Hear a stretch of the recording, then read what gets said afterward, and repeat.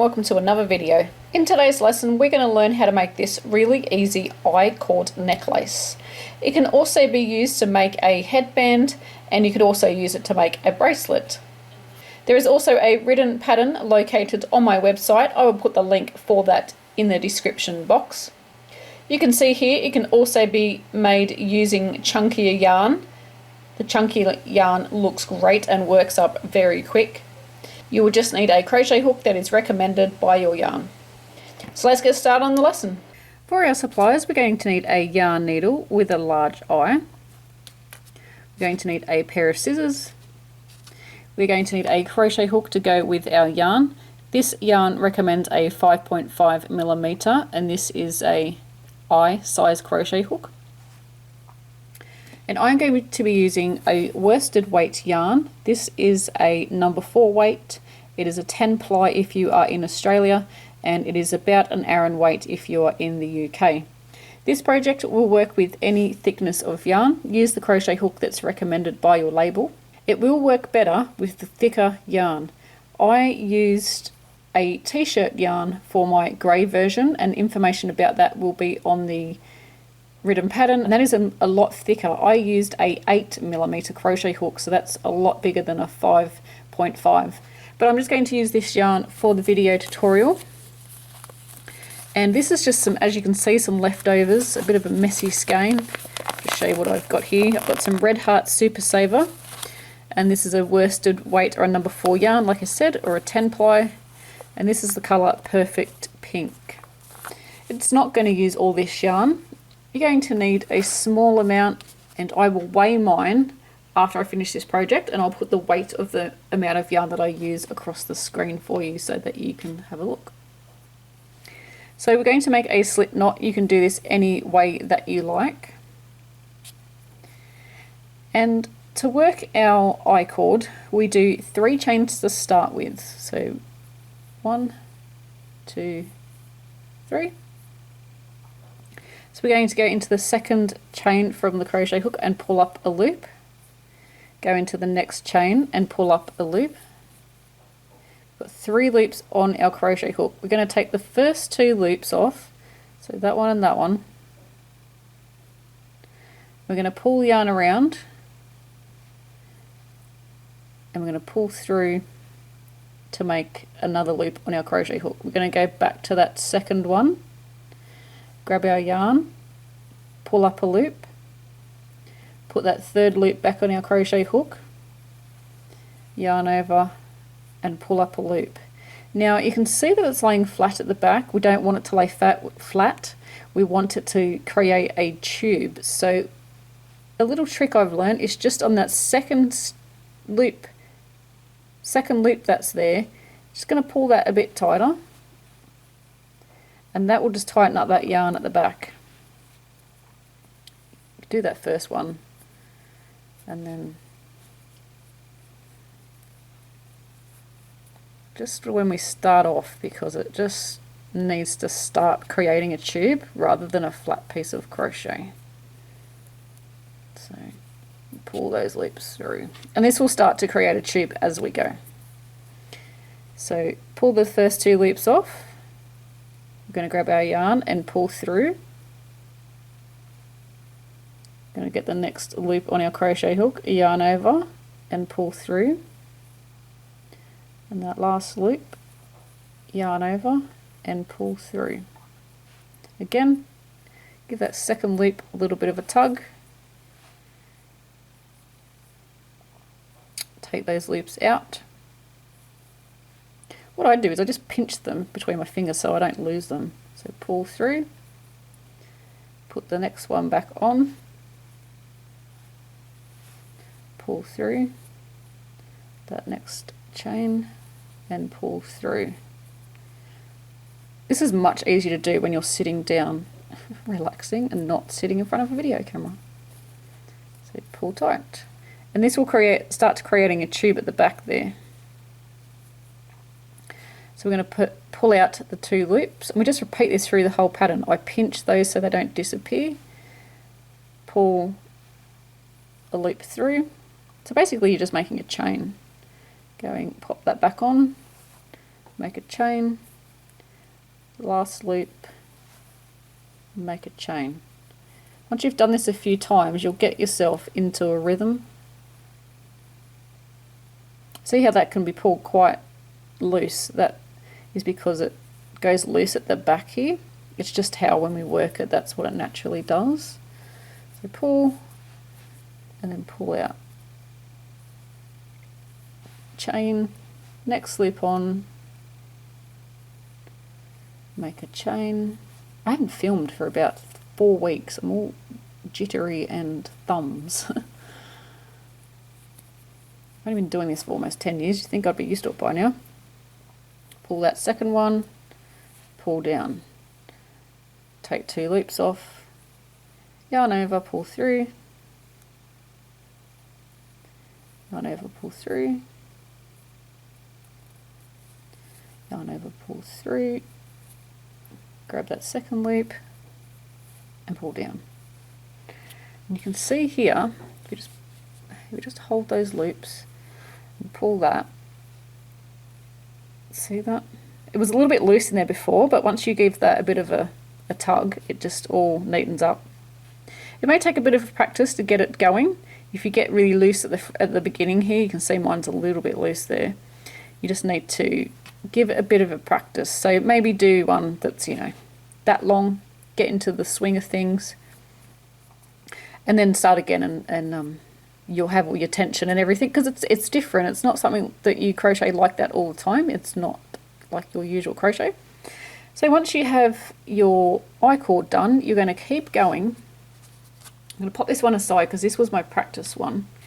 And this is the one that I'm going to use for my necklace. You can see I've just got some loops.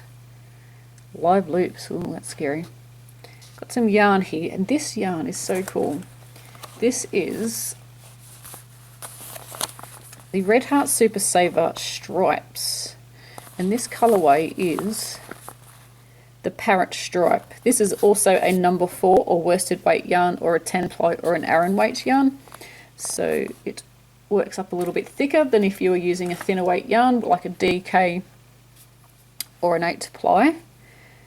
But it still looks super cool, and look at the colour changes. I've got probably 3 colour changes. I've got this lovely lime green. I've got, I'm not sure what kind of green you'd call that. And then there's another green that's changed again.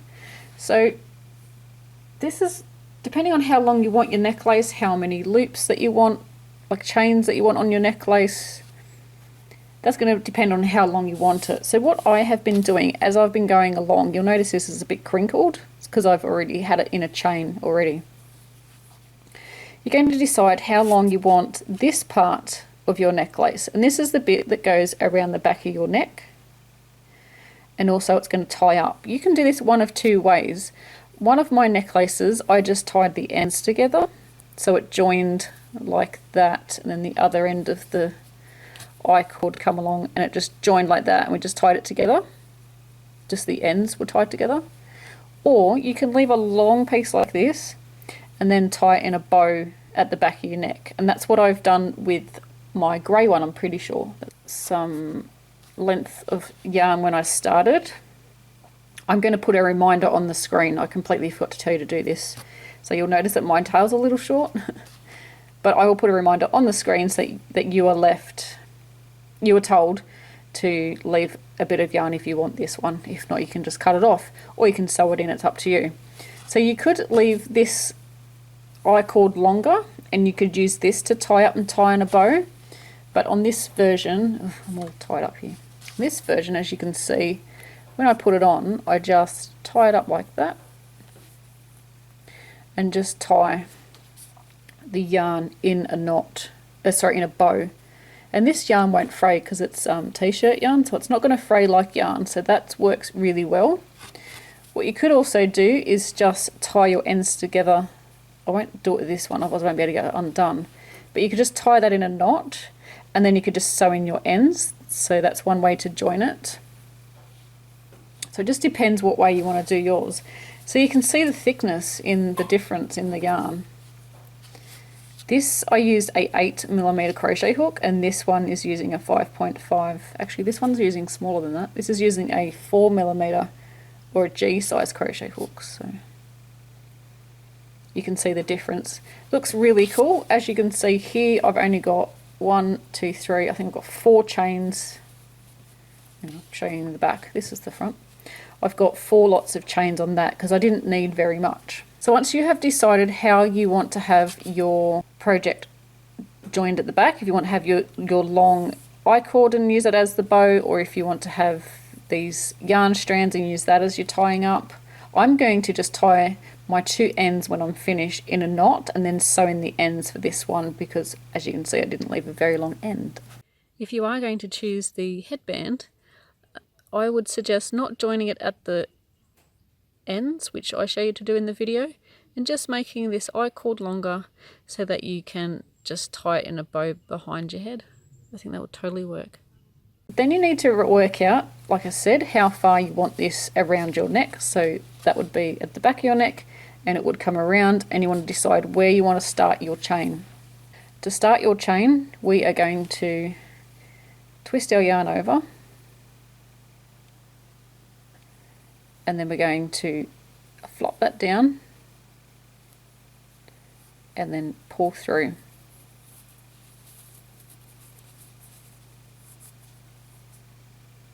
I'll show you again. We're going to twist our yarn, so we're just putting the left hand side over the right hand side,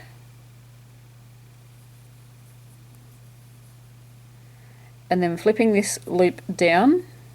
This is basically just creating a slip knot. And that yarn that's there, we're going to grab that, grab these 2 ends and pull. That is basically a slip knot. So if you make a slip knot any other way, you could do it that way as well. We are going to leave our slip knot, just adjust it to the size that you want your chains, grab your yarn, push it through the loop to create another loop. We're going to grab the yarn from the back, push it through, create another loop. And we're going to keep going.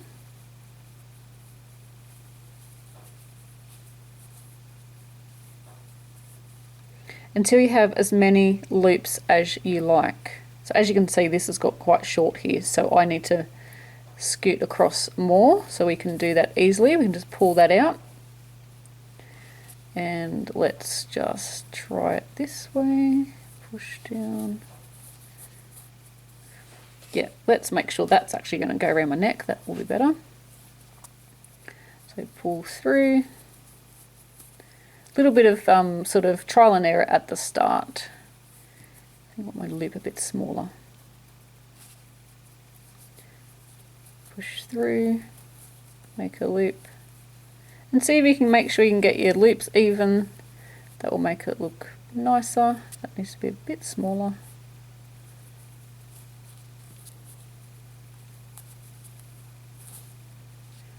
So push through at the back.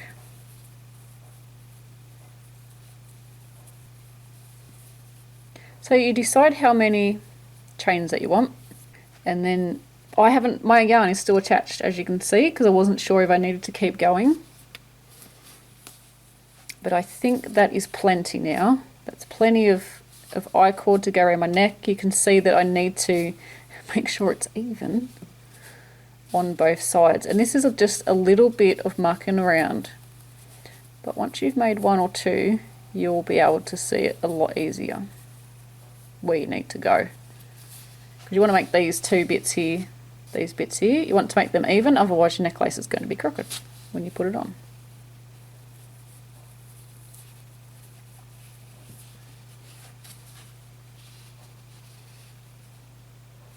Okay, so that's about the same. I just need to take that one out, I think. Yep, and because what we've got to do is we just got to finish off that one, but we can't do it now because it's still attached to the yarn. So one more will make that pretty even. So to finish off, let's pop our loops back on.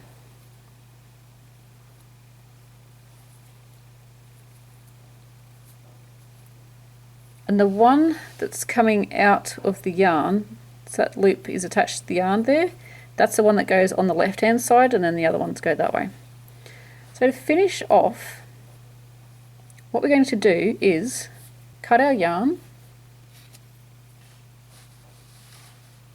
and if you're leaving a long tail to tie it up with, then leave the long tail again. I'm just going to leave about that much. I'm just going to tie my ends together, so that's okay. And we are going to grab our yarn needle. I've left the loops on the crochet hook because it just holds them in place while you muck around on this end, and it's so you don't drop them. So we're going to pull those out. We're going to grab our yarn needle, and we're going to come around this side and go to that very first loop, and then go through the second one and go through the third one. I'm going to pull the yarn through, and it will just cinch up those loops that we have on the end there, and look, it's a very neat join.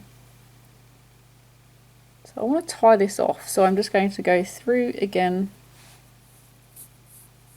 Just before I pull that loop shut, I'm going to go through with my needle and yarn and just pull that tight. So that's completely finished off now, that's great. So to finish off this loop, we're going to pull our yarn through like we were going to do another chain, but we're going to pull it all the way through. And then just pull that snug, and then that will finish that off. And let's see if they're even. Yep, that's pretty even.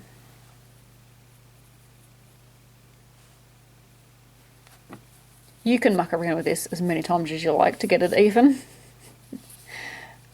So you just want to give it a bit of a squash just to make sure these loops are all sitting nicely.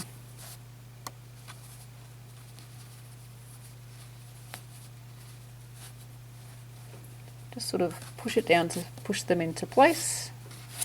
And then when this has been worn, you could, this is a little bit short. So what I'm going to do is tie these in a knot. If I had have thought about it this is the first I-cord that I did, and I didn't think that you would need to tie it off. So I'm tying that up tight. You can see the ends have come together there. I'm going to tie that again, grabbing my yarn needle, which, there we go, it's hiding again.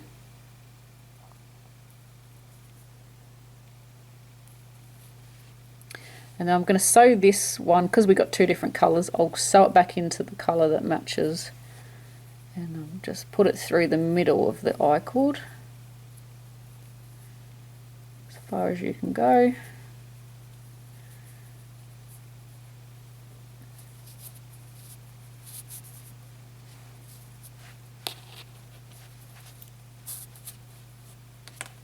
And then just snip that off. And once you pull, that will just disappear inside the I-cord. Like magic. And we want to do the other side. So I want to say a huge thank you for watching my video tutorial. Hope you enjoyed this one. I can see plenty of these being made for Christmas gifts, because here in Aussie, it's not cold at Christmas, it's hot. So these, if you made them in cotton, these would be perfect. Might be a bit too hot in summer for this acrylic one, but definitely in cotton. You can use all different types of yarn to make these.